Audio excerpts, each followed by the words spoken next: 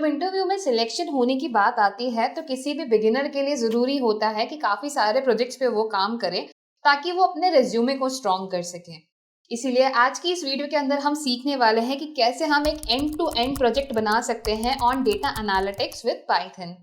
So hello everyone and a very warm welcome to WS Cube Tech. My name is Ayushi Jain and आज की इस video के अंदर हम बात करने वाले हैं कि कैसे हम पाइथन से डेटा एनालिटिक्स करके एक प्रोजेक्ट क्रिएट कर सकते हैं। कैसे अगर हमारे पास एक डेटा सेट है तो उसके ऊपर हम डिफरेंट एनालिसिस लगा सकते हैं और उसके डिफरेंट कंक्लूजन्स निकाल सकते हैं। तो चलिए शुरू करते हैं। उससे पहले अगर आप बनना चाहते हैं एक सक्सेसफुल डेटा एनालिस्ट और सीखना चाहते हैं हमारे एक्सपर्ट से डेटा एनालिटिक्स लाइव, तो आप दिए हुए नंबर पे कॉल कर सकते हैं या फिर डिस्क्रिप्शन में दिए गए फॉर्म को फिल कर सकते हैं। उतना ही नहीं, आपको हमारे हर बैच के साथ मिलेंगी तो डेमो क्लासेस भी फ्री। तो चलिए शुरू करते हैं। सो गाइस, मैं यहाँ पे स्टार्ट कर रही हूँ with Jupyter notebook. Jupyter notebook में मेरे पास यहाँ पे एक डेटा सेट है जिसका नाम है studentscores.csv। ये डेटा सेट मैंने ऑब्टेन किया है फ्रॉम कैगल। सो अगर आप कैगल पे जाते हैं, कैगल पे आपको काफी सारे सैम्पल डेटा सेट्स मिलेंगे एंड इन्हीं में अगर हम डेटा सेट्स पे चलते हैं तो काफी सारे यहाँ पे डेटा सेट्स हैं। मेरे पास यहाँ पे एक एजुकेशन के अंदर मैं जाऊंगी तो सैलरी डेटा सेट है, students exam score extended data set है। तो ऐसे हमारे पास काफी सारे डेटा सेट्स हैं जिनको हम चूज कर सकते हैं। जो मैं यहाँ पे यूज कर रही हूँ that is students exam scores extended data set. इसे मैं अगर यहाँ पे नीचे स्क्रॉल करूंगी तो आप यहाँ पे देखेंगे कि मेरे पास gender, ethnic group, parent, education, lunch type, test prep, parent marital status, practice sport, is full child, number of siblings जैसे डिफरेंट कॉलम्स हैं। इस डेटा सेट को अगर आप डाउनलोड करना चाहते हैं तो यहीं पे ऊपर एक डाउनलोड का ऑप्शन है जिससे कि आप इस डेटा सेट को डाउनलोड कर सकते हैं।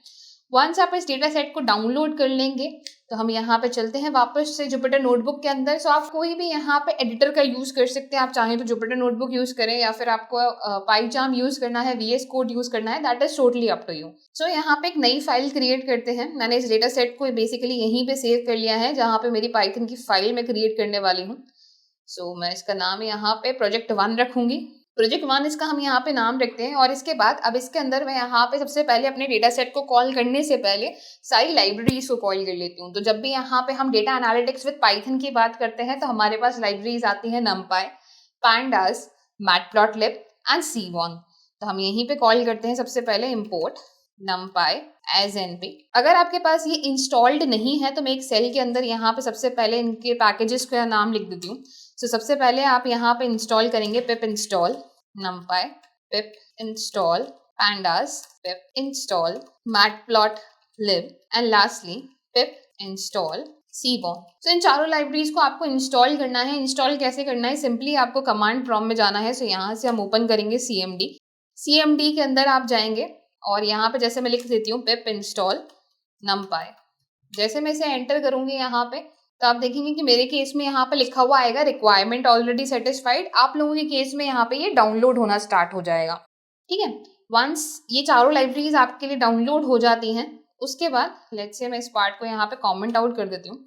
उसके बाद हम यहाँ पे इनको कॉल करते हैं। कॉल करने के लिए हम यहाँ पे इम्पोर्ट करते हैं सबसे पहले numpy को as np, import pandas as pd, import matplotlib.pyplot as plt and lastly import seaborn as sns। ये चारों हमने इंपोर्ट करके एक बार रन करके देख लेते हैं कि सपोज किसी के अंदर कोई एरर तो नहीं आ रही है। तो यहाँ पे आप नोटिस करेंगे कि यहाँ पे कोई भी एरर मेरे पास निकल के नहीं आई है। वंस हमने इन चारों को यहाँ पे इंपोर्ट कर लिया, अब उसके बाद यहाँ पे आता है हमारे डेटा सेट को कॉल करना। सो डेटा सेट को कॉल करने के लिए मैं यहाँ पे pandas का यूज करने वाली हूँ। इसको थोड़ा सा हम यहाँ पे इंक्रीज कर लेते हैं font size. So I guess this is sufficient. अब यहाँ पे डेटा सेट को कॉल करने के लिए हम लिखेंगे दैट मेरा डेटा सेट जो है वो DF यानी कि डेटा फ्रेम के अंदर मैं लेके आने वाली हूँ। pd डॉट रीड अंडरस्कोर, मुझे पता है कि ये मेरी CSV फाइल है तो मैं यहाँ पे रीड CSV लिखूंगी। अगर ये एक्सेल फाइल होती तो मैं रीड एक्सेल लिखती। उसके बाद मेरे डेटा सेट का यहाँ पे नाम है student underscore scores dot CSV। तो मैं यहाँ पे पास करूंगी student underscore scores dot CSV। Suppose अगर आपके पास ये फाइल, अच्छा यहाँ पे इंपॉर्टेंट है कि ये जो आप यहाँ पे एक्सटेंशन पास करें ये एक्सेल या CSV जो भी आपके पास फॉर्मेट में है वो आप यहाँ पे पास करें। सपोज ये फाइल किसी और फोल्डर के अंदर होती, लेट्स से अगर मैं यहाँ पे ओपन करती हूँ बैच 119, इसके अंदर अगर मेरे पास यहाँ पे ये फाइल होती, ठीक है, जैसे स्टूडेंट कोर्स यहाँ पर भी है, ठीक है, तो उस केस में हम यहाँ पे क्या करते हैं, कॉपी करते हैं इस पाथ को एंड इस पाथ के समेत हम यहाँ पे इसे पेस्ट करते हैं। तो ये भी हमारे पास एक तरीका है, बट अगर आप बेस्ट तरीका ये है कि आप इसको यहाँ पे कॉल कर लें उसी फोल्डर के अंदर जिसके अंदर आपके पास पाइथन रखी है। ठीक है, वंस दिस इज डन, उसके बाद मैं यहाँ पे प्रिंट कराती हूँ df डॉट हेड, यानी कि स्टार्टिंग की 5 वैल्यूज को मैं यहाँ पे कॉल कर रही हूँ। डेटा फ्रेम डॉट हेड को मैं यहाँ पे कॉल करूंगी तो मेरे पास यहाँ पे सारे कॉलम्स कॉल हो जाएंगे, जैसे कि मेरे पास जेंडर है, ethnic group, parent education, lunch type, test prep, parent marital status, practice sport is first child, number of siblings, transport means and काफी सारे कॉलम्स हैं। अब बेसिकली इस डेटा से मुझे यहाँ पे क्या समझ में आ रहा है, इस डेटा से समझ में आ रहा है कि स्टूडेंट के स्कोर्स तो हैं, बट ये किस चीज के ऊपर डिपेंडेंट है, कैसे वो इफेक्ट हो रहे हैं, हमें ये एनालिसिस करना है कि यहाँ पे जो हमारे पास math score, reading score, writing score है, इस पे किस किस चीज़ों का इम्पैक्ट पड़ रहा है। क्या पेरेंट्स के एजुकेशन का इम्पैक्ट उनके स्टूडेंट्स के स्कोर्स पे पड़ रहा है, क्या किस तरीके का लंच वो खा रहे हैं वो यहाँ पे इम्पैक्ट पड़ रहा है, उनके पेरेंट्स का मैरिटल स्टेटस से कोई इम्पैक्ट पड़ रहा है, क्या वो रेगुलरली स्पोर्ट्स खेलते हैं या नहीं खेलते हैं उससे कोई इम्पैक्ट पड़ रहा है। ये बेसिकली मुझे यहाँ पे एनालिसिस करने हैं। ऑल्सो आप नोटिस करोगे कि यहाँ पे मेरे पास वीकली स्टडी आवर्स लिखा हुआ है। वीकली स्टडी आवर्स में मुझे ये तो समझ में आया कि जो कौन से स्टूडेंट्स हैं जो कि मोर देन 5 आवर्स स्टडी कर रहे हैं, बट ये 05 अक्टूबर बेसिकली यहाँ पे क्या है, 05 अक्टूबर को अगर हम यहाँ पे नोटिस करेंगे तो ये 5 से 10 घंटे हैं। सो 5 से 10 घंटे को इसने कैप्चर किया है एज 5 अक्टूबर, जो कि शायद एक्सेल के अंदर ही यहाँ पे रहा होगा। तो अगर मैं इस शीट को यहाँ पे अगर स्टूडेंट स्कोर्स को मैं ओपन भी करूंगी तो मेरे हिसाब से यहाँ पे भी मेरे पास 5 अक्टूबर ही रहा होगा, इसी वजह से यहाँ पे भी यही दिक्कत आई है। और इसी की अगर आप एक्सेल फाइल भी ओपन करोगे तो उसके अंदर भी आपको कुछ ऐसा ही डेटा मिलेगा।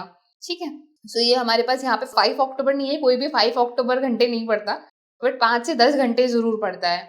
तो वीकली स्टडी आवर्स यहाँ पे 5 to 10 आवर्स लिखा है। सो इसको हम यहाँ पे चेंज करेंगे, तो ये भी हम यहाँ पे एनालिसिस कर रहे हैं कि हमें यहाँ पे क्या क्या चेंज करने की जरूरत है। ठीक है, सो हमारे पास इसे चेंज करने की यहाँ पे जरूरत है। अब सिमिलरली आप एक और चीज यहाँ पे देखोगे कि अननेम्ड कॉलम 0 मेरे पास यहाँ पे लिखा हुआ है। अननेम्ड कॉलम 0 ये कोई कॉलम है जिसके अंदर मेरे पास यहाँ पे इंडिसेस गिवन है। इंडिसेस का मुझे यहाँ पे कोई यूज नहीं है, तो मैं चाहूँ तो इस कॉलम को यहाँ पे ड्रॉप भी कर सकती हूँ। उससे पहले हम यहाँ पे एक बार डेटा की इन्फॉर्मेशन, डेटा को डिस्क्राइब कर लेते हैं। जो तो कुछ स्टेप्स है यहाँ पे जो कि मैंडेटरी होते हैं। मैंडेटरी मतलब हमारे लिए मैंडेटरी नहीं है, बट अगर हम इनको यूज करें तो हमें डेटा के बारे में काफी सारी चीजें पता चलती है। फॉर एग्जाम्पल अगर मैं यहाँ पे लिखती हूँ df डॉट डिस्क्राइब, इसे मैं यहाँ पे कॉल करूंगी तो जितने भी मेरे पास यहाँ पे ऐसे कॉलम्स हैं जिनके अंदर न्यूमरिक वैल्यूज हैं उन सबका डेटा मेरे पास निकल के आ जाएगा। जैसे नंबर ऑफ सिबलिंग्स मेरे पास यहाँ पे जिसका काउंट है, mean, standard deviation, minimum value, maximum value, 25 percentile, 50 percentile and 75 percentile का हमारे पास यहाँ पे डेटा है, जिसके अंदर हमारे पास math score, reading score and writing score, ये सारी चीज़ों के भी हमारे पास डेटा है। अब आप नोटिस करोगे कि मैथ इकलौता ऐसा सब्जेक्ट है जिसमें किसी स्टूडेंट के 0 मार्क्स आए हैं। रीडिंग में कभी किसी के 0 नहीं आए, यानी कि मिनिमम वैल्यू अगर मैं रीडिंग स्कोर की देखूं तो वो 10 मार्क्स है। मिनिमम वैल्यू में राइटिंग की देखूं तो वो 4 मार्क्स है, बट मैथ में किसी ने 0 स्कोर किया है। मैक्सिमम में सभी सब्जेक्ट्स में यहाँ पे 100 मार्क्स रहे हैं। तो ये हमारे पास यहाँ पे एक डेटा है। तो ये मैंने यहाँ पे कंपेरेटिवली नोटिस किया कि स्टूडेंट जो है रीडिंग एंड राइटिंग में तो स्ट्रॉन्ग है, बट मैथ कंपेरेटिवली उनकी वीक है। ठीक है, तो ये हमें यहाँ से पता पड़ रहा है। मूविंग अहेड, आगे एक और यहाँ पे लगाते हैं that df dot info. df dot info मुझे यहाँ पे क्या बताता है, df डॉट इन्फो मुझे बताता है कि मेरे पास यहाँ पे कॉलम्स के अंदर कौन कौन सा डेटा टाइप है। अगर कोई भी डेटा टाइप मुझे यहाँ पे चेंज करने की जरूरत है तो हम यहाँ पे चेंज भी कर सकते हैं। साथ ही में मुझे नॉट नल का, यानी कितनी वैल्यूज हैं जो कि मेरे पास नल नहीं है, उनका काउंट बताता है। सो टोटल मेरे पास यहाँ पे 30,641 वैल्यूज रही होंगी, क्योंकि अननेम्ड मेरे हिसाब से यहाँ पे इनका इंडेक्स वैल्यू है। इंडेक्स भी नहीं, but first column serial number हमारे पास हो गया। तो अननेम्ड यहाँ पे 0 जो है ये मेरे पास सीरियल नंबर्स है, जिसके अंदर इंट 64 है हमारे पास, और बाकी हमारे पास यहाँ पे ऑब्जेक्ट है जिनमें मुझे लग नहीं रहा कि मुझे यहाँ पे कोई भी चीज़ चेंज करने की ज़रूरत है। अगर मुझे यहाँ पे अभी तो मुझे ये पता चल रहा कि कौन सी वैल्यूज़ हैं जो कि नल नहीं है, बट अगर मुझे जानना हो कितनी वैल्यूज़ हैं जो कि नल है तो वो मैं यहाँ पे लगा सकती हूँ पता by writing df dot is null dot sum, और जैसे ही मैं इसे रन कराऊंगी तो मुझे यहाँ पे नल वैल्यूज का काउंट पता चल जाएगा। जैसे एथनिक ग्रुप के अंदर 1840 वैल्यूज हैं, वो नल है। हमारे पास पेरेंट एजुकेशन के अंदर भी नल वैल्यूज है। Test preparation, marital status, number of siblings, transport means, weekly study hours, इन सब के अंदर भी हमारे पास नल वैल्यूज मेंशन है। अब अगर आप चाहो तो यहाँ पे नल वैल्यूज को फिल कर सकते हो। हमारे केस में जो हमारे 3 मेन कॉलम्स है, जैसे कि math score, reading score and writing score, इन तीनों के अंदर हमारे पास एक भी नल वैल्यू नहीं है, इसलिए हमें यहाँ पे नल वैल्यूज को भी फिल करने की कोई ज़रूरत नहीं है। अब हमें यहाँ पे क्या देखना है, हमें सबसे पहले तो यहाँ पे अननेम्ड जो हमारे पास कॉलम है इसे डिलीट करना है। तो इसे मैं यहाँ पे डिलीट करती हूँ। इसके लिए मैं यहाँ पे लिखती हूँ ड्रॉप अननेम्ड कॉलम, और इसको अब हम बनाते हैं यहाँ पे हेडिंग। ड्रॉप करते हैं सबसे पहले अननेम्ड कॉलम। ड्रॉप करना है अगर अननेम्ड कॉलम, यानी कि डिलीट करना है। ड्रॉप का मतलब यहाँ पे इसे डिलीट करना है। तो उसके लिए मैं लिखूंगी df is equals to df dot drop. Drop करना है कौन सा कॉलम, अननेम्ड, एंड कॉलन के बाद यहाँ पे 0 लिखा हुआ है, तो इसी को यहाँ से कॉपी करते हैं। इसे मैं यहाँ पे पेस्ट करूंगी। साथ ही मैं कॉमा लगा के इसका एक्सेस डिफाइन करूंगी, that axis is equal to 1, यानी कि वर्टिकल एक्सेस से मैं यहाँ पे इसे डिलीट कर रही हूँ। एक बार प्रिंट कराते हैं df डॉट हेड। सो आप यहाँ पे देखेंगे जो पहला कॉलम है वो यहाँ से ड्रॉप हो चुका है, डायरेक्टली जेंडर से हमारे पास यहाँ पे डेटा स्टार्ट हो रहा है। यहाँ पे हमारे पास अननेम्ड से स्टार्ट हो रहा था, यहाँ पे मैंने अननेम्ड को हटा दिया है। सो इस तरह से हम यहाँ पे फर्स्ट कॉलम जो कि हमारे यूज में नहीं आ रहा है उसे हम डिलीट कर देंगे। मूविंग अहेड, अब मुझे यहाँ पे क्या चेंज करना है, कॉलम ट्रांसफॉर्मेशंस की यहाँ पे बात हो रही है कि सबसे पहले हम डेटा को पहले समझते हैं, डेटा को हम यहाँ पे एक्सप्लोर कर रहे हैं। सो यहाँ पे हमने इन्फो का यूज़ किया, हमने डिस्क्राइब का यूज़ किया, ऑल्सो हमने यहाँ पे df डॉट हेड का यूज़ किया, जिससे कि हमें यहाँ पे स्टार्टिंग की 5 वैल्यूज़ मिल गई, जिससे हमें कॉलम समझ में आ गई, कॉलम्स के अंदर वैल्यूज़ समझ में आ गई। सो यहाँ पे हमने डेटा को समझा। अब इसके बाद यहाँ पे नेक्स्ट चीज़ जो हमें करनी है वो है कॉलम्स का ट्रांसफॉर्मेशन, डेटा का ट्रांसफॉर्मेशन, कि अगर मुझे यहाँ पे कोई भी चीज़ ट्रांसफॉर्म करनी है, जैसे कि मैंने यहाँ पे ड्रॉप किया नेम्ड कॉलम को। सिमिलरली मैं यहाँ पे क्या कर सकती हूँ, ये जो वीकली स्टडी आवर्स है इसके अंदर मुझे ये जो 5 अक्टूबर है इसको 5 से 10 करना है, क्योंकि मैं अगर चार्ट बनाऊंगी तो एक तरफ मेरे पास मोर देन 5 होगा और एक तरफ हमारे पास ग्राफ होगा या फिर बार होगा वहाँ पे 5 अक्टूबर का, विच इज़ नॉट गुड। तो यहाँ पे हम इसको चेंज कर देते हैं। सो चेंज करके मैं यहाँ पे इसे कैसे चेंज कर सकती हूँ, उसके लिए मैं यहाँ पे मेंशन करूँगी change weekly study hours column, and इसको मैं यहाँ पे हेडिंग बना देती हूँ। सो वीकली स्टडी आवर्स के कॉलम को चेंज कराने के लिए हम यहाँ पे लिखेंगे डेटा फ्रेम का कौन सा कॉलम चेंज करना है, वीकली स्टडी आवर्स वाला। सो यहाँ पे वीकली स्टडी आवर्स के कॉलम का मैं यहाँ पे नेम पेस्ट कर देती हूँ। कॉपी करते हैं एंड इसे पेस्ट करते हैं। ये जो लास्ट में स्पेस आई है इसको हटा देना, ठीक है। Equal to again data frame का ही कौन सा, वीकली स्टडी आवर्स कॉलम में हमें क्या करना है, इसमें स्ट्रिंग रिप्लेस करना है ना। तो .str डॉट रिप्लेस, मतलब यहाँ पे रिप्लेस फंक्शन हमें पता है कि हमारे पास स्ट्रिंग्स के अंदर रिप्लेस नाम का फंक्शन होता है जो कि हमें क्या करता है, वैल्यूज़ को रिप्लेस करके देता है। तो हमने यहाँ पे क्या यूज़ किया कि वीकली स्टडी आवर्स के अंदर str डॉट रिप्लेस करेंगे, कहाँ पे करेंगे, जहाँ पे हमारे पास आ रहा है 5 अक्टूबर। अब 5 अक्टूबर को यहाँ पे एज इट इज़ उठा के एज इट इज़ रख दो, अगर ऐसे लिख पाओ तो लिख दो, क्योंकि अगर आप यहाँ पे लोअर केस का यूज़ करोगे ना तो ये यहाँ पे दिक्कत देगा, ठीक है। तो पाइथन केस सेंसिटिव लैंग्वेज है, तो यहाँ पे ये ज़रूर ध्यान रखना कि कैपिटल O अक्टूबर आप लिखेंगे, कॉमा लगा के हम यहाँ पे लिखेंगे 5 to 10, कि 5 to 10 आवर्स। आप यहाँ पे चाहो तो 5 to 10 लिख सकते हो या 05 to 10 आप भी मेंशन कर सकते हो, आपके ऊपर है, ठीक है। हमने यहाँ पे रिप्लेस कर दिया वैल्यूज़ को। एक बार मैं यहाँ पे डेटा फ्रेम डॉट हेड फिर से कॉल करती हूँ। तो जैसे मैं इसे कॉल करूँगी तो आप देखोगे कि मेरे पास यहाँ पे डेटा फ्रेम के अंदर gender, ethnic group, parent education, lunch type, test preparation, marital status, ये सारी वैल्यूज़ यहाँ पे निकल के आ रही हैं। और टुवर्ड्स द राइट अगर मैं चलती हूँ तो अब मेरे पास वीकली स्टडी आवर्स के अंदर more than 5 and 5 to 10 hours भी यहाँ पे, less than 5 and 5 to 10 hours भी यहाँ पे मेंशन्ड है। तो हमारे पास इस तरह से यहाँ पे वैल्यूज़ आ गई, ये वैल्यूज़ यहाँ पे रिप्लेस हो गई। सो ये था हमारा data transformation, and I don't think कि इसके अलावा मुझे यहाँ पे कोई और चीज़ करने की ज़रूरत है। अब बात करते हैं यहाँ पे एनालिसिस की। हम यहाँ पे चार्ट्स बिल्ड करना स्टार्ट करते हैं। सबसे पहला चार्ट जो मैं यहाँ पे बिल्ड करना चाहूँगी वो मैं देखना चाहती हूँ कि यहाँ पे जेंडर है, तो मैं यहाँ पे देखना चाहती हूँ स्कूल है या कॉलेज है या जो भी यहाँ पे स्कोर्स हैं जिस भी चीज़ के बेसिस पे है, तो यहाँ पे जेंडर डिस्ट्रीब्यूशन किस तरीके का है। तो जेंडर डिस्ट्रीब्यूशन अगर हमें देखना है तो जेंडर डिस्ट्रीब्यूशन के लिए हम यहाँ पे काउंट कर सकते हैं वैल्यूज़ को कि फीमेल्स कितने हैं और मेल्स कितने हैं। तो काउंट, या फिर हम यहाँ पे लिख सकते हैं जेंडर डिस्ट्रीब्यूशन। तो यहाँ पे मेरा जेंडर डिस्ट्रीब्यूशन हो गया। जेंडर डिस्ट्रीब्यूशन के बेसिस पे मैं यहाँ पे चार्ट बनाऊंगी। अब हमने सीबॉन के अंदर हमें पता है कि एक बहुत ही इंटरेस्टिंग प्लॉट होता है जो कि हमें वैल्यूज को काउंट करके देता है। अब ये बार ग्राफ नहीं है बल्कि काउंट प्लॉट है। काउंट प्लॉट अपने आप में वैल्यूज को हमें काउंट करके यहाँ पे देता है। सो काउंट प्लॉट लगाएंगे हम यहाँ पे, दैट एसनेस डॉट काउंट प्लॉट। अभी काउंट प्लॉट हमें यहाँ पे डेटा के ऊपर लगाना है, तो हमारा डेटा जो है वो डीएफ के अंदर पड़ा हुआ है। एक्स एक्सिस पे हमें यहाँ पे एक ही एक्सिस भेजना है जो कि हमारे जेंडर का है, तो हम यहाँ पे जेंडर पास कर देंगे। उसके बाद मुझे यहाँ पे लगाना है plt.show। जैसे ही मैं इसे रन कराती हूँ आप देखेंगे कि हमारे पास यहाँ पे वैल्यूज निकल के आ गए हैं। अगर आप चाहें तो यहाँ पे फिगर साइज भी डिफाइन कर सकते हैं, तो इसके लिए हम यहाँ पे लगाएंगे plt.figure और इसमें पास करेंगे फिगर, हम यहाँ पे पास करते हैं, इसमें लिखेंगे फिग साइज और फिग साइज के अंदर हम यहाँ पे पास कर देंगे हमारी वैल्यूज, जैसे कि हमें यहाँ पे विड्थ एंड हाइट कितनी चाहिए। सो मैं यहाँ पे ले लेती हूँ लेट्स से 4,4। इसे हम रन कराते हैं तो ऐसा हमारा कुछ चार्ट यहाँ पे दिखेगा। हम चाहें तो हाइट और थोड़ी सी रिड्यूस कर सकते हैं, तो यहाँ पे 4,3 मैं ले लेती हूँ। तो इस तरह का मेरे पास यहाँ पे चार्ट निकल के आ जाएगा जिसमें मेरे पास मेल एंड फीमेल का काउंट है। अब यहाँ पे आप नोटिस करोगे कि हमारी जो वैल्यूज है ये काफ़ी ज़्यादा एक दूसरे से आसपास है।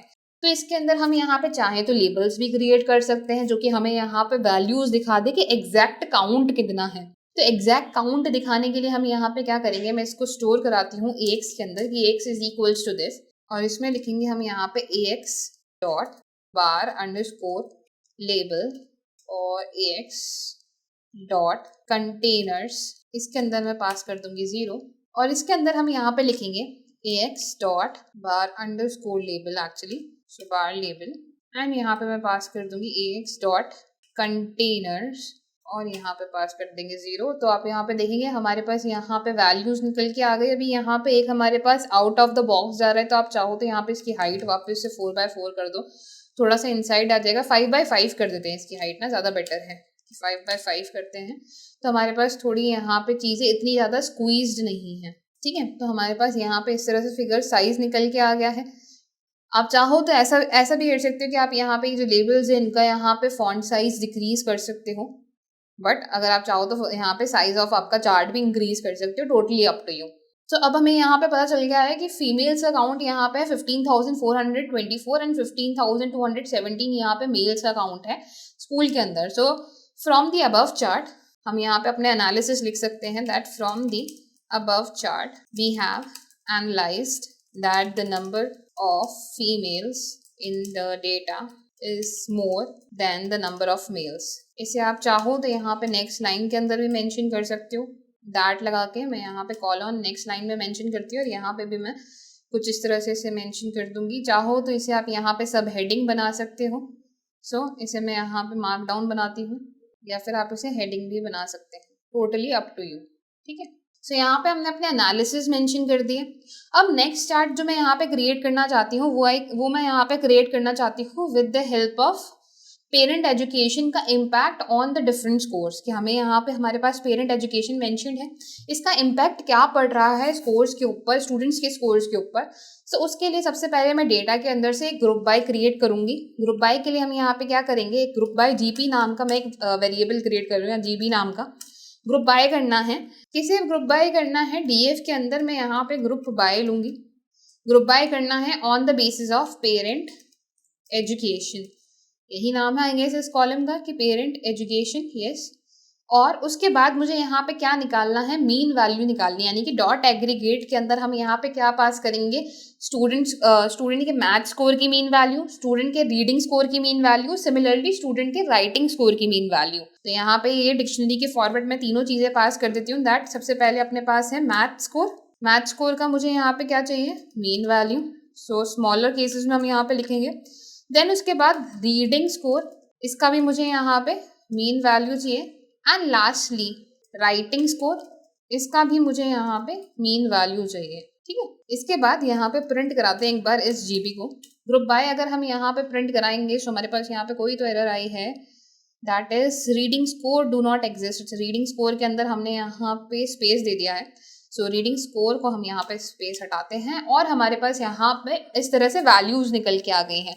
सो मेरे पास यहाँ पे पेरेंट एजुकेशन है, साथ ही में math score, reading score and writing score mentioned है। सो ये तीनों स्कोर्स यहाँ पे। अब मैं यहाँ पे इन तीनों, अगर मैं इस डेटा को देखूँ तो डेटा से मुझे थोड़ी बहुत चीज़ें तो समझ में आ रही है कि यहाँ पे बैचलर्स डिग्री जिनके पेरेंट्स की है उनके यहाँ पे हाई स्कोर है, मास्टर्स डिग्री जिनके पेरेंट्स की है उनकी भी यहाँ पे हाई वैल्यूज है। बट क्या हम इसको कोई अच्छे से प्लॉट में प्लॉट कर सकते हैं? The answer to this is yes. And ऐसा डेटा जब भी आपको दिख जाए जिसके अंदर हमारे पास एक कॉलम यहाँ पे स्ट्रिंग वैल्यूज का हो, दूसरे कॉलम्स के अंदर हमारे पास न्यूमेरिक वैल्यूज हो।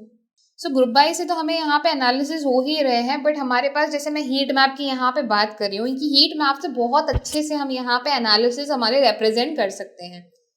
अब हीट मैप को यहाँ पे प्लॉट करने के लिए हम यहाँ पे क्या करेंगे, SNS लगाएंगे, that SNS dot heat map की सीबॉन के अंदर हमारे पास हीट मैप है जिसके अंदर मैं पास कर दूंगी GP, यानी कि इस पूरे डेटा को मैं यहाँ पे पास करती हूँ और साथ ही मैं लगाती हूँ मैं PLT डॉट शो। जैसे ही मैं इसे रन कराऊंगी तो हमारे पास GP नहीं बल्कि GB नाम से है, तो एक हीट मैप मेरे पास यहाँ पे बड़ा इंटरेस्टिंग सा निकल के आएगा। अभी इसके अंदर अगर आप देखेंगे तो ना तो वैल्यूज मेंशन्ड है, बट कुछ और चीज़ें ज़रूर यहाँ पे है कि लाइटर जहाँ पे कलर है वहाँ पे मेरे पास 76 वैल्यू है, जहाँ पे डार्कर शेड है वहाँ पे मेरे पास लोअर द वैल्यूज, यानी कि लोअर मार्क्स के लिए डार्कर शेड है और हाइयर मार्क्स के लिए लाइटर शेड है। सो इसको अगर मुझे यहाँ पे मार्क्स भी अगर ये शो करने हैं, जैसे कि हमारे पास ये हीट मैप से 68, 71, 70 ये मार्क्स तो यहाँ पे आ गए एसोसिएट डिग्री के अंदर, बट इनकी वैल्यूज़ को भी हीट मैप के अंदर शो करना है, तो उस केस में हम यहाँ पे क्या कर सकते हैं, कॉमा लगा के मैं यहाँ पे लिख दूंगी not is equal to capital T true. इसे रन कराते हैं और आप देखेंगे कि हमारे पास यहाँ पे वैल्यूज़ निकल के आ जाएंगी। ठीक है, इसका भी साइज अगर तुम्हें यहाँ पर डिक्रीज करना है तो आप सेम मेथड यहाँ पे यूज कर सकते हो कि हम यहाँ पे PLT और फिगर साइज डिफाइन कर सकते हैं। यहाँ पे आई डोंट नो क्यों हट गया यहाँ से 5, तो 5,5 था। एंड सेम चीज़ हम यहाँ पे भी मेंशन कर सकते हैं। सो जैसे मैं यहाँ पे 5,5 मेंशन करती हूँ, हमारा हीट मैप जो है थोड़ा साइज में यहाँ पर डिक्रीज हो जाएगा एंड कुछ इस तरीके की हमारी हाइट एंड विड्थ रहेगी। इसको और थोड़ा डिक्रीज कर लेते हैं, चलो 4,4 कर लेते हैं। ठीक है, सो अभी यहाँ पे थोड़ा और बेटर हमारे पास यहाँ पे हो गया कि हमारे पास मैथ स्कोर है, रीडिंग स्कोर है एंड राइटिंग स्कोर है। इसको थोड़ा सा पढ़ने के लिए मैं यहाँ पे रिड्यूस कर रही हूँ इसकी साइज को। ठीक है, तो हमारे पास यहाँ पे math score, reading score, writing score है। इसको अब देखना समझना ज़्यादा बेटर हो गया है। अब इस डेटा से हम क्या एनालिसिस लगा पा रहे हैं कि क्या हमारे पेरेंट्स की जो एजुकेशन है क्या उसका कोई इम्पैक्ट पड़ रहा है स्टूडेंट्स के ऊपर। सो हम यहाँ पे लाइटर शेड्स की तरफ पहले ध्यान देंगे कि लाइटर में मेरे पास हायर मार्क्स की वैल्यू है, तो मास्टर्स डिग्री, अगर किसी के पेरेंट्स ने यहाँ पे मास्टर्स डिग्री कर रखी है तो उनके एवरेज स्कोर्स जो हैं वो 72, 76 एंड 76 काफ़ी अच्छे आ रहे हैं। एवरेज स्कोर्स की यहाँ पे मैं बात कर रही हूँ। सिमिलरली अगर मैं यहीं पे बात करूँ इनके math score, reading score, writing score में लोअर वैल्यूज़ की, तो लोअर वैल्यू मुझे सबसे नीचे की तरफ दिख रही है कि किसी के पेरेंट्स ने अगर किसी हाई स्कूल से यहाँ पे सिर्फ नॉर्मली एजुकेशन कर रखी है, तो यहाँ पे हमारे पास जो उनके स्टूडेंट्स हैं, तो यहाँ पे हमारे पास जो उनके स्टूडेंट्स हैं उनके मार्क्स काफ़ी एवरेज वैल्यूज़ जो है वो कम आ रहे हैं। तो इससे हमें इस चार्ट से हमें ये पता पड़ रहा है कि जैसे आप डिफरेंस भी देखोगे 72, 63 का डिफरेंस अगर हम यहाँ पे बात करें तो ऑलमोस्ट हमारे पास 11 वैल्यूज़ का डिफरेंस है। 11 मार्क्स का सिर्फ एवरेज वैल्यू में डिफरेंस आ रहा है ना, तो काफ़ी बड़ा मेजर डिफरेंस है ये कि 11 मार्क्स का डिफरेंस यहाँ पे आ रहा है। तो हम इस चार्ट से ये एनालिसिस कर सकते हैं कि पेरेंट्स की एजुकेशन का काफ़ी ज़्यादा इम्पैक्ट पड़ता है उन्हीं के स्टूडेंट्स के, उन्हीं के किड्स के स्कोर्स के ऊपर। सो यहाँ पे मैं अपने एनालिसिस मेंशन कर देती हूँ that from the above chart we have concluded that the education of the parents have a good impact on their scores। तो ये हमने यहाँ पे मेंशन कर दिया। चाहो तो आप नेक्स्ट लाइन के अंदर यहाँ पे इसे ले लो या फिर सेम लाइन में भी रखना चाहो तो आप सेम लाइन के अंदर भी इसे मेंशन करा के रख सकते हो। तो ये हमारे पास इसके ऊपर हो गया। सिमिलरली अगर तुम्हें यहाँ पे कोई और चीज़ के बेसिस पे यहाँ पे डेटा को देखना है, फॉर एग्जांपल अब आपको यहाँ पे पेरेंट एजुकेशन नहीं बल्कि पेरेंट मैरिटल स्टेटस पे देखना है, that if they are married, that if their parents are married, if they are single, if they are divorced, ये अगर आपको यहाँ पे देखना है क्या उसका कोई इम्पैक्ट पड़ रहा है स्टूडेंट्स के स्कोर्स पे, तो अगेन मैं यहाँ पे क्या करूँगी, इस बार फिर से मैं ग्रुप बाय करने वाली हूँ, बट इस बार मैं जो ग्रुप बाय करूँगी वो मैं यहाँ पे पेरेंट के मैरिटल स्टेटस के बेसिस पे करूँगी। सो इसका नाम मैं यहाँ पे इस सेल को चूज़ करते हैं, नेक्स्ट सेल यहाँ पे मैं ऐड करती हूँ, इसका नाम मैं GB1 लिख देती हूँ, group by 1, again group by 1, और ये पेरेंट एजुकेशन के बेसिस पे नहीं बल्कि पेरेंट मैरिटल स्टेटस के बेसिस पे होगा। इसको जैसे ही मैं यहाँ पे रन कराऊंगी तो मेरे पास यहाँ पे वैल्यूज़ निकल के आ रही है। ऑल्सो आप वैल्यूज़ देखोगे बहुत ज़्यादा मेजर डिफरेंसेस नहीं है हमारे पास यहाँ पे वैल्यूज़ के अंदर। सिमिलरली अगर इसका चार्ट भी यहाँ पे प्लॉट करना हो, सीबॉन का ही आपको यहाँ पे चार्ट लगाना हो तो आप फिर से यहाँ पे चार्ट लगा सकते हो हीट मैप का, जिसमें मैं यहाँ पे इसे पेस्ट करती हूँ, बट इस बार ये GB1 के ऊपर होगा। इसे जैसे ही हम यहाँ पे रन कराएंगे, हमारे जो एनालिसिस हैं उसमें आप देखेंगे कि ज़्यादा डिफरेंसेस नहीं है। 66 से लेके 69 मार्क्स हैं, यानी कि एवरेज मार्क्स जो हैं वो आपके रेंज कर रहे हैं बिटवीन 3 मार्क्स ओनली, यानी कि 3 कितना 66.5 से लेके 69.5, यानी कि 3 मार्क्स का यहाँ पे डिफरेंस है।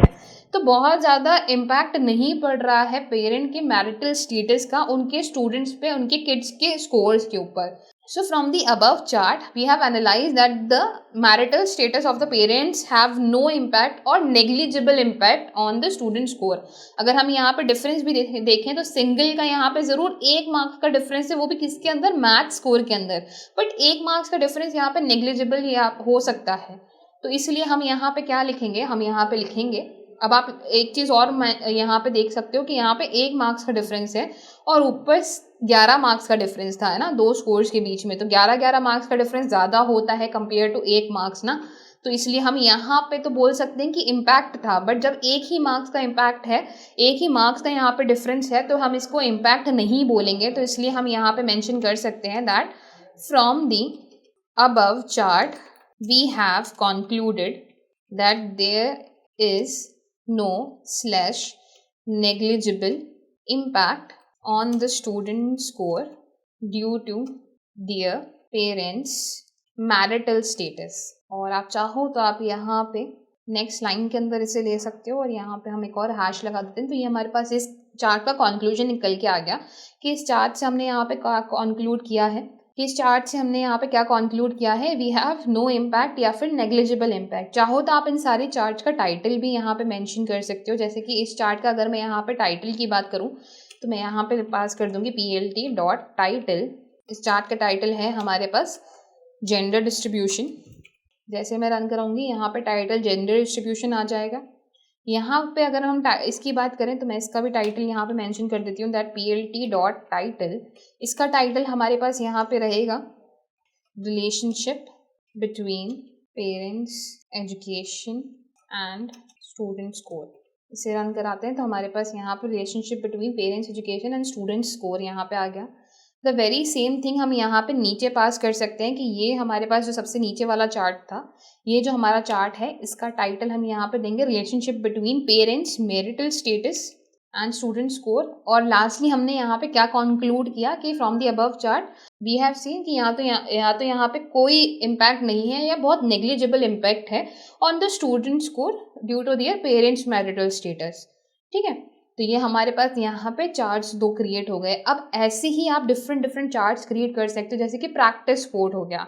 अब प्रैक्टिस स्पोर्ट को अगर हम यहाँ पे प्लॉट करेंगे with the help of heat map, आप यहाँ पे नोटिस करोगे कि हमारा जो यहाँ पे चार्ट्स होते हैं ना, वो काफ़ी ज़्यादा डिपेंडेंट होते हैं हमारे डेटा के ऊपर। जैसे कि ये जो डेटा है हमारा, ये यहाँ पे हीट मैप ही अच्छे से जस्टिफाई कर पाएगा। अगर मैं लाइन प्लॉट लगाती, स्कैटर प्लॉट लगाती, तो वो उतने अच्छे से मेरे डेटा को जस्टिफाई नहीं कर पाते। मैं ये ज़रूर कर सकती हूँ कि मैं math score, reading score, writing score पे अलग अलग हीट मैप्स लगा सकती हूँ। बट अगर मैं यहाँ पे रिलेशनशिप्स की बात करूँ तो रिलेशनशिप के केस में मैं यहाँ पे क्या नोटिस करूँगी कि हम यहाँ पे हीट मैप जो है वो अच्छे से हमारे डेटा को जस्टिफाई कर पा रहा है। तो आप यहाँ पे डिफरेंट चीज़ों के ऊपर, जैसे कि क्या if they practice sports regularly, sometimes और नेवर, इसके बेसिस पे एनालिसिस कर सकते हो। अगर वो फर्स्ट चाइल्ड है या नहीं है, अगर है तो उसके ऊपर हमारे पास क्या डेटा आ रहा है, नहीं है तो हमारे पास यहाँ पे उनके मार्क्स किस तरफ ज़्यादा आ रहे हैं, वो आप यहाँ पे प्लॉट कर सकते हो। नंबर ऑफ सिबलिंग्स के बेसिस पे, कितने नंबर ऑफ सिबलिंग्स होने पे या नहीं होने पे उनके मार्क्स पे क्या इम्पोर्ट है, transport medium, weekly study hours, इनके बेसिस पे आप यहाँ पे रिलेशनशिप्स क्रिएट कर सकते हो। सिमिलरली अगर आप यहाँ पे डेटा देखना चाहते हो on the basis of let's say कोई भी 2 न्यूमेरिक वैल्यूज, जैसे मैं यहाँ पे देखना चाहती हूँ नंबर ऑफ सिबलिंग्स से उनके स्कोर्स पे कितना इम्पैक्ट पड़ रहा है। सो मैं यहाँ पे सिमिलरली अगर आप यहाँ पे देखना चाहते हो कि मैथ स्कोर, रीडिंग स्कोर या राइटिंग स्कोर में कोई आउटलायर है क्या, यानी कि एक्सट्रीम वैल्यूज हैं, तो आप बॉक्स प्लॉट का भी यहाँ पे यूज़ कर सकते हो। बॉक्स प्लॉट का किस तरह से हम यूज़ कर सकते हैं, जैसे कि अगर मैं यहाँ पे एक नया सेल ले लेती हूँ टू डिटेक्ट आउटलायर्स यानी कि एक्सट्रीम वैल्यूज, तो उसके लिए हम यहाँ पे यूज़ करेंगे बॉक्स प्लॉट को। सो इसके लिए मैं यहाँ पे ऐड करी हूँ बॉक्स प्लॉट के लिए SNS dot box plot. Box plot data हमारा पड़ा है डीएफ के अंदर और x इज इक्वल्स टू मैं यहाँ पे ले लेती हूँ अपना मैथ स्कोर। तो मैथ स्कोर जैसे मैं यहाँ पे पास करूँगी plt dot show and dot नहीं लगाया हमने। सो इसको मैं जैसे ही रन कराती हूँ आप यहाँ पे नोटिस करोगे कि मेरे पास जो बॉक्स प्लॉट निकल के आया है उसके अंदर काफ़ी सारे आउटलायर्स हैं हमारे पास। हमारे आउटलायर्स जो हैं कि आउटलायर्स हमें ये बताते हैं, बेसिकली बॉक्स प्लॉट हमें ये बताता है कि हमारे डेटा के अंदर आउटलायर्स है या नहीं।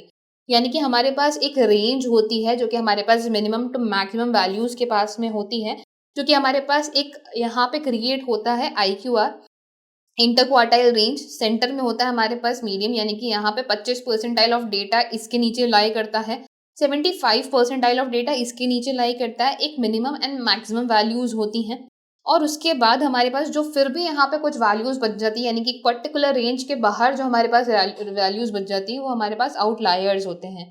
तो काफ़ी सारे आउटलायर्स हैं। इवन एक ऐसा स्टूडेंट भी है हमारे पास जो कि 0 मार्क्स पे है, जो कि हमने मिनिमम वैल्यू पे भी देखा था।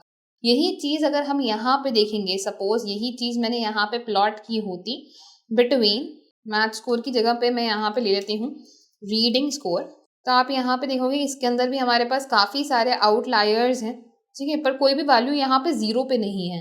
0 के ऊपर आप देखोगे कि यहाँ पे 0 पे एक पॉइंट है और 0 पे हमारे पास वैल्यू है। इसके अंदर हमारे पास 0 पे वैल्यूज़ नहीं है, बट आउटलायर्स इसके अंदर भी हमारे पास काफ़ी सारे हैं। Same we will check for the writing score कि हमने यहीं पे अगर देखा राइटिंग स्कोर तो इससे भी हमें काफ़ी सारे आउटलायर्स डिटेक्ट हो रहे हैं। 0 पे अगेन यहाँ पे कोई भी नहीं है। सो 0 के जो हमारे आउटलायर्स हैं, बेसिकली जो हमारा ऐसा आउटलायर है जो कि 0 पे है वो हमारे पास मैथ के अंदर है। काफ़ी सारे आप आउटलायर्स नोटिस करोगे राइटिंग स्कोर के अंदर भी, कि राइटिंग स्कोर के अंदर हमारे पास काफ़ी सारे यहाँ पे आउटलायर्स हैं जो हमारे पास प्रोबेबली रेंज बन रही है। रेंज भी हमारे पास यहाँ पे मैथ में काफ़ी कम बन रही है और बाकी स्कोर्स के अंदर यहाँ पे 28 या 29 के आसपास मैं इस रेंज को एक्सपेक्ट कर रही हूँ। यहाँ पे भी 28 29 के आसपास मेरी ये रेंज यहाँ पे मिनिमम वैल्यू आ रही है, बट यहाँ पे 20 के काफ़ी पास, यानी कि 23 या 22 के आसपास ये वैल्यू रही होगी जहाँ पे मेरी मिनिमम रेंज आ रही है। तो यहाँ पे रेंज भी मेरी काफ़ी, मिनिमम जो वैल्यू है वो भी मेरे पास यहाँ पे काफ़ी कम है मैथ स्कोर के अंदर। तो कंपैरेटिवली हम यहाँ पे देखेंगे that math is the comparatively difficult subject for the students to get a good marks in, या फिर आप ये भी कह सकते हो कि स्टूडेंट्स यहाँ पे मैथ के अंदर कंपैरेटिवली वीक हैं instead of reading and writing. तो ये हमें थोड़ा यहाँ से पता चल रहा है। ऑल्सो हमें आउटलायर्स का तो जैसे पहले भी पता पड़ ही गया था कि 0 के ऊपर हमारे पास यहाँ पे वैल्यूज़ हैं, ठीक है। सिमिलरली यहाँ पे आउटलायर्स राइटिंग स्कोर्स में भी हमारे पास काफ़ी सारे आउटलायर्स हैं, बट 0 के ऊपर हमारे पास कोई भी वैल्यू नहीं गई है। लास्टली जो सबसे लास्ट चार्ट में यहाँ पे क्रिएट करने वाली हूँ वो है यहाँ पे एथनिक ग्रुप का डिस्ट्रीब्यूशन। अब आप यहाँ पे नोटिस करोगे कि हमारे पास काफ़ी सारे एथनिक ग्रुप्स हैं डेटा के अंदर, जिसमें हमारे पास है नॉन वैल्यूज़ भी हैं, group C, group B, group A, group C, तो ऐसे शायद हो सकते हैं group D, group E, group F भी हों। तो सबसे पहले तो हम इसके अंदर से यूनिक वैल्यूज़ निकाल लेते हैं कि कितनी यूनिक वैल्यूज़ है। तो मैं यहाँ पे प्रिंट कराऊंगी दैट डीएफ के अंदर हमारे पास एथनिक ग्रुप नाम का एक कॉलम है, उसकी हमें चाहिए डॉट यूनिक वैल्यूज़। तो मेरे पास यहाँ पे है group A B C D E और एक नॉन वैल्यूज़ है। नॉन वैल्यूज़ को हम इग्नोर करते हैं और ए बी सी डी ई का मैं यहाँ पे क्रिएट करना चाहती हूँ डिस्ट्रीब्यूशन ऑफ एथनिक ग्रुप्स। तो मैं यहाँ पे लिखूंगी डिस्ट्रीब्यूशन ऑफ एथनिक ग्रुप्स। इसे हम यहाँ पे हेडिंग बनाते हैं, ओके करेंगे। इसे एक बार मैं रन करती हूँ तो हमारे पास यहाँ पे हेडिंग बन के रेडी है। अब डिस्ट्रीब्यूशन क्रिएट करने के लिए सबसे पहले तो मुझे इनका काउंट निकालना जरूरी है।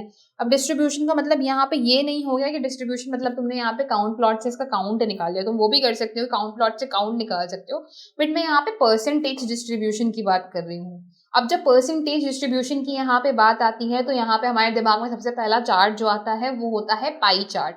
तो पाई चार्ट हम यहाँ पे क्रिएट करेंगे इनका काउंट निकालने के लिए। सबसे पहले अब काउंट निकालने के लिए हम यहाँ पे क्या कर सकते हैं, काउंट निकालने के लिए हम pandas का .loc फंक्शन यूज करेंगे।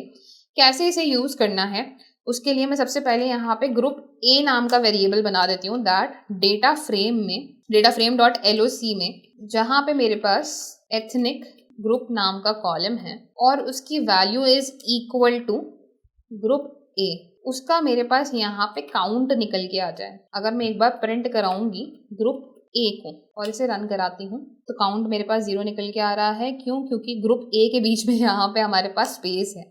तो ग्रुप ए हमने पास किया। ऑल्सो ग्रुप ए में जी कैपिटल नहीं है, तो ये थोड़ा केस सेंसिटिविटी का हमें यहाँ पे ध्यान रखना है कि यहाँ पे हमारे पास जो ग्रुप ए लिखा है वो हमें एज इट इज यहाँ पे प्रिंट करना है। बेसिकली इससे क्या निकला है, हमारे पास एक ऐसी नई डेटा फ्रेम क्रिएट हुई है जिसके अंदर हमारे पास सिर्फ वो वैल्यूज हैं जो कि ग्रुप ए के अंदर आते हैं, यानी कि सिर्फ उन स्टूडेंट्स की डिटेल है जो कि ग्रुप ए में आ रहे हैं।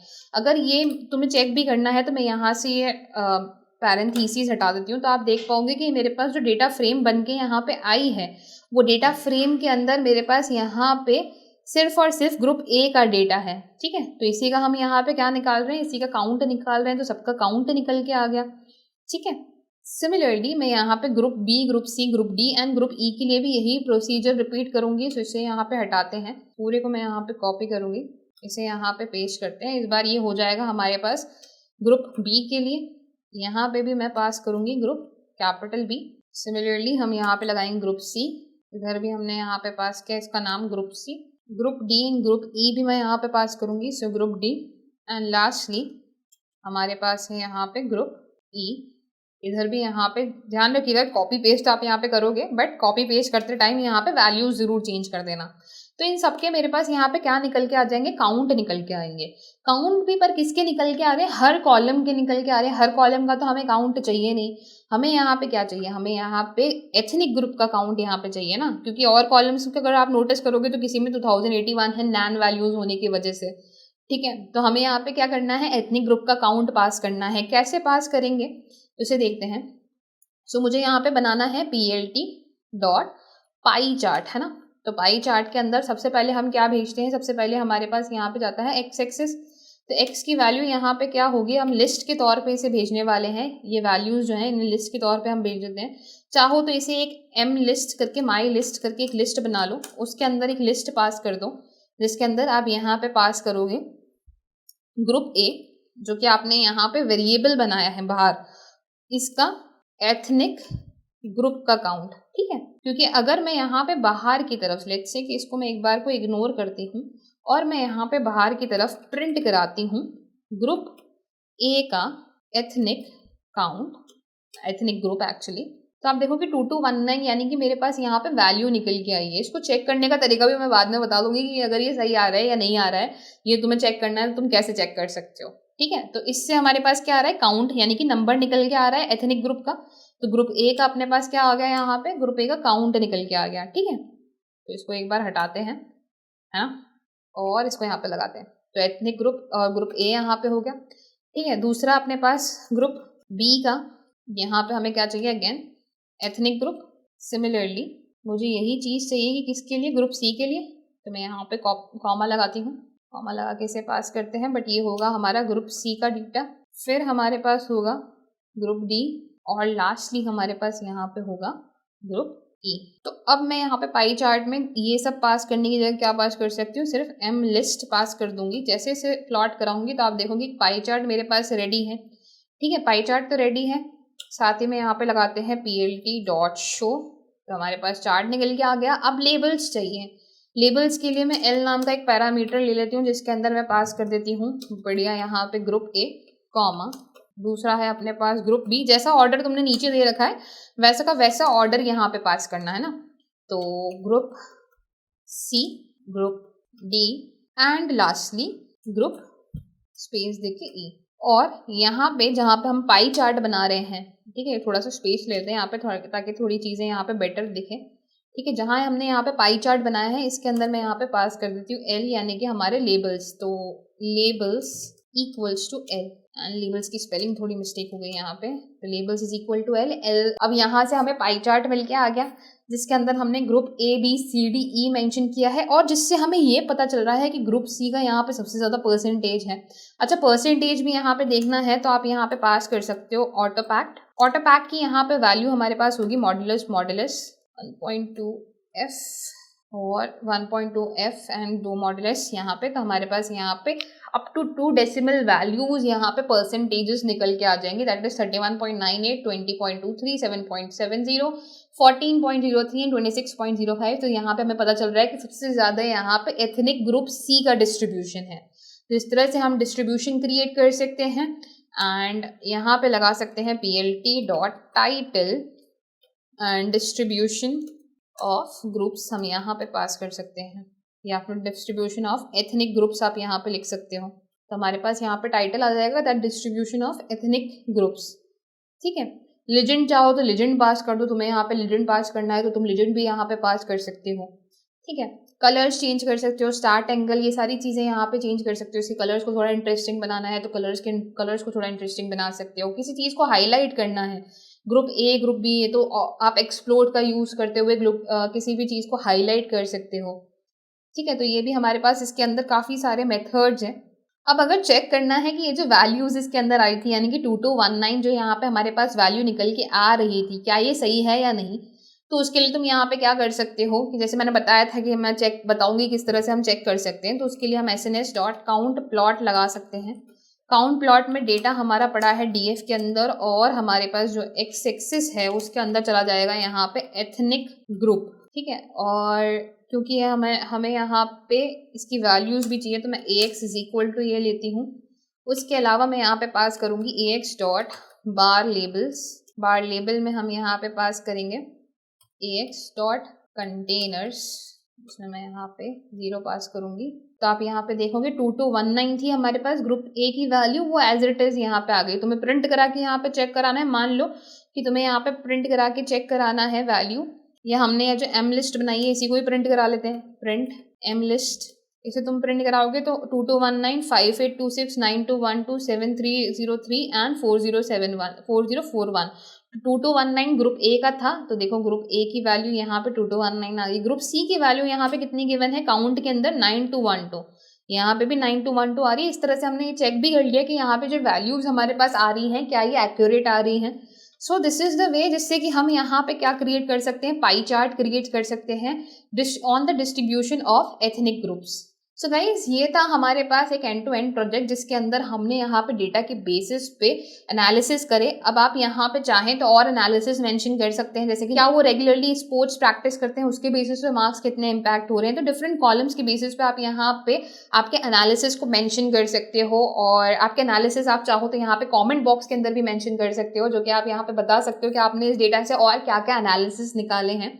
आई होप यहाँ पे ये क्लियर हो गया होगा किस तरह से हम यहाँ पे एक प्रोजेक्ट क्रिएट कर सकते हैं पाइथन के अंदर, कि आप यहाँ पे टाइटल डाल सकते हो या फिर कोई क्वेश्चन मेंशन कर सकते हो, उसके बेसिस पे आपने यहाँ पे चार्ट बनाया। चार्ट जरूरी नहीं डायरेक्ट चार्ट बनाओ, कई बार हो सकता है हमें ग्रुप बाय करने की जरूरत पड़ जाए। कई बार हमें यहाँ पे ऐसा भी हो सकता है जैसे कि हमने अभी देखा पाई चार्ट के अंदर कि हमें यहाँ पे कुछ पैंडास का .loc फंक्शन यूज करना पड़ जाए और उसके बाद हम चार्ट बनाएं, तो हम यहाँ पे चार्ट्स बना सकते हैं। लास्ट में अगर कुछ अच्छा एनालिसिस हमारे पास निकल के आ रहा है तो हम उसको यहाँ पे नीचे की तरफ मेंशन भी कर सकते हैं। टाइटल्स देके आप इसे और इंटरेस्टिंग बना सकते हो। सो यही था हमारे पास एक end to end project. I hope इस वीडियो के बाद क्लियर हो गया होगा किस तरह से हम एक प्रोजेक्ट क्रिएट कर सकते हैं with the help of Python libraries. ये वीडियो आपको पसंद आई हो, and for more such content follow our channel WS Cube Tech। Thank you.